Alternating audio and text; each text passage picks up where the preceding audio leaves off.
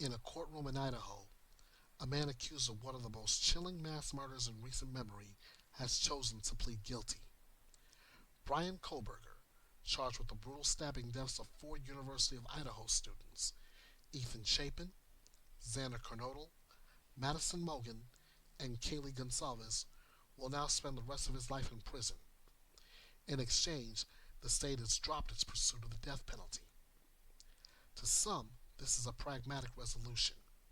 To others, especially the families of the victims, it is a betrayal cloaked in legal efficiency. Plea deals are not new. In fact, over 90% of criminal cases in the United States are resolved this way. But when the crime is as heinous as the calculated slaughter of four young lives, the question must be asked: at what cost does the system trade finality for expediency? The Gonsalves family has called the deal shocking and cruel, citing a lack of transparency and a rushed process that left them scrambling to be heard.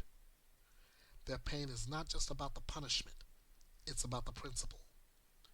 A man who silenced their daughter in the dead of night now gets to live, speak, and reflect. Meanwhile, their child is gone forever. Prosecutors argue that plea deals spare families the trauma of a trial and the uncertainty of appeals. But justice is not meant to be convenient. It is meant to be righteous, deliberate, and above all, accountable. When the state removes the possibility of the ultimate punishment without the full weight of a public trial, it risks sending a message that even the most monstrous acts can be negotiated. This is not a call for vengeance. It is a call for integrity.